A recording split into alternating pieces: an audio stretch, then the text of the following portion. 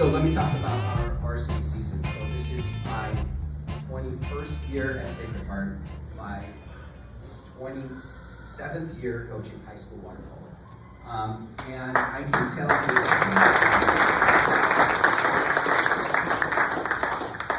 tell you two things for sure at this point. One, teenage boys are going to make some really stupid decisions. That's one, I promise you that. And two, they almost always break through. They get there. And when they get there, it's not on our time frame, it's on their time frame. And so I kind of equate that to our team this year. So yes, we made some stupid decisions. We spent the first portion of the season figuring out we were not very good at basketball.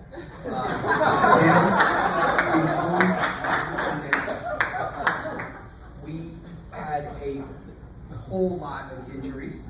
We had our first healthy practice with our entire team in mid-October. We went down to the Elite Eight, and for lack of a better term, we got our teeth kicked in.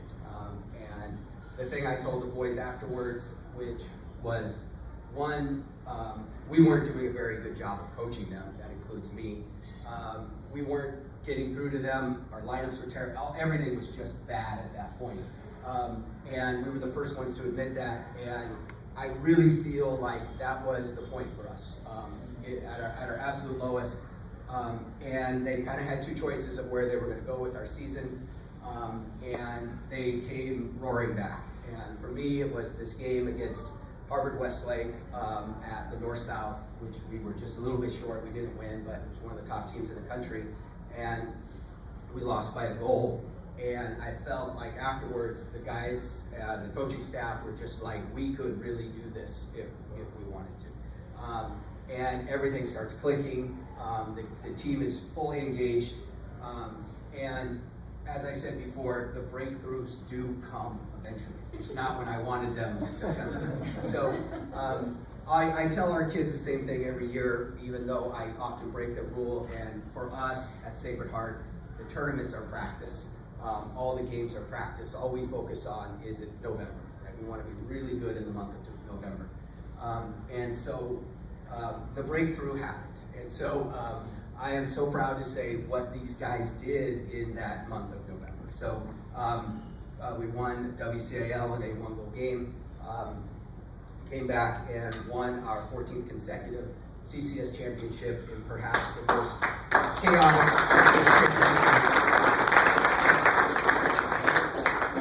And then the final week of the season, we went through the number 1 team in Northern California and the number 3 team in Northern California in 72 hours.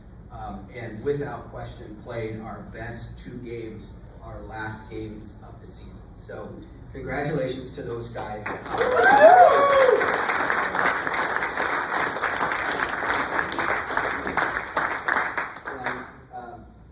As I said before, it's never a straight line. I wish it was, but it's not.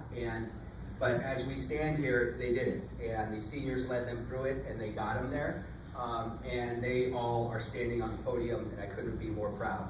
Of course, we need to mention that this team has the highest GPA in the history of Sacred Heart.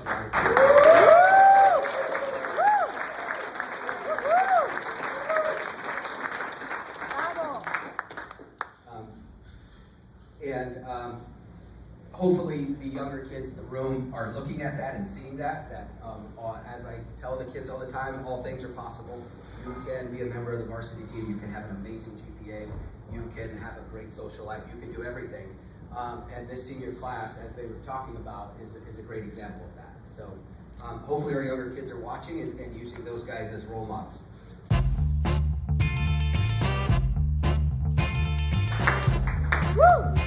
Jake.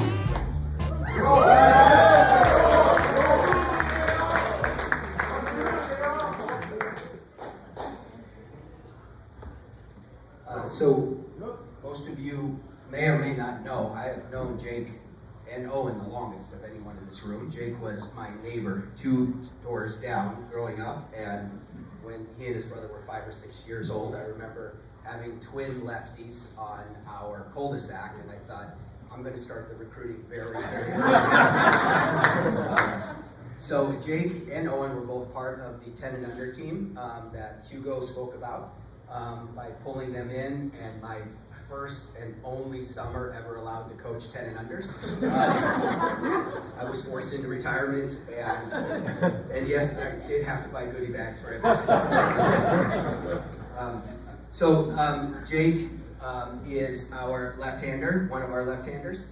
Jake is a very, very intelligent water polo player. He knows the game. He knows where people are at in the pool. He sees the pool, is an excellent, excellent passer, especially passes into set, knowing when to throw them dry, when to throw it wet, and a very good facilitator. I give him a lot of grief about his swim speed, but he has deceptively fast swim speed. He gets out there on the counterattack, and gave us a huge lift. What I can say, and I'm sure Jake will say this as well, because we have had talks about this, he had some up and downs this season. He was down and up, then down and up. And the thing I was most happy about is Jake played his best water polo the last week of the season, and really, really showed a lot of bright spots. And we're looking forward to him playing in college next year.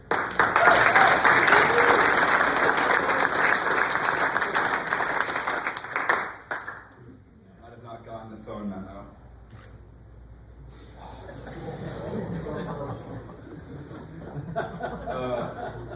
Hi everyone. In preparation for this speech, as Coach K once said, I haven't been able to sleep or eat, tossing and turning at night as the image of Oliver hooting and hollering with his friends has been ringing in my ears, but I must continue anyways. Touching on about what Coach K just said, going into freshman year, I didn't know what to expect. Some of you may not know, but I was actually neighbors with Coach K before high school. Back then, we'd shoot hoops in my front yard, and I'd stop by for Michi's Pizza and strawberry shortcake. Before the school year started, my brother and I met with him, and he made it clear the relationship we had as neighbors couldn't continue in the same way now that he was my coach. At the time, I wasn't sure how this new dynamic would play out, but it didn't take long to figure out that Coach K was still the same playful and quiet self. As a lefty, I quickly became the target of some classic Coach K lines. A favorite of his was, "Jake, please go all the way down. We're begging you to stop curling up." Or when Clay, Andrew, and I would hear, "I guess we'll just have to go with a no lefty line." One of the more memorable moments with Coach K was the time he told me completely straight-faced that a ref said I played chicken shit water polo. At first, I wasn't sure whether to laugh or question if I heard that right. But honestly, moments like these taught me how to take criticism in stride, even when it came with some colorful phrasing. Some of his other gems included, after I would shoot the ball for the first time in the drill, "Jake hasn't shot in a while," or "He found you, Jake," just absolutely teeing off on you after an errant pass from none other than Gates Gamble, leading to a counterattack goal by the opposing player. And of course, Jake can't play against teams that hold wrists, Coach K said after I had the audacity to ask for advice, because clearly the problem wasn't them holding my wrist, it was me expecting a helpful answer. These comments didn't end there, as beyond Reinke or Jake, I even earned the nickname Cancer, which, believe it or not, is my personal favorite. Thank you, Coach. Of course, not all these lines were so funny. Toes to the edge, goggles on the wall, and back here bright and early, 6:30 a.m. sharp, will probably haunt me forever. But despite the tough love, I'm incredibly grateful for this program, for Coach K, Coach Olson, and Coach Lance. Through the countless 2200s and other brutal sets, I learned that the meaning of hard work. I've made unforgettable moments with my teammates, from shared struggles to the thrill of winning 3 CCS championships. And most of all, I'm grateful that Coach K forgot about the gold cards and spared everyone from hearing me play the 3 chords I know on the guitar. Finally, I would also like to thank my parents and my brother Owen. Shout out to you guys for supporting me in everything I do and being by my side at all times. I love you, Mom and Dad.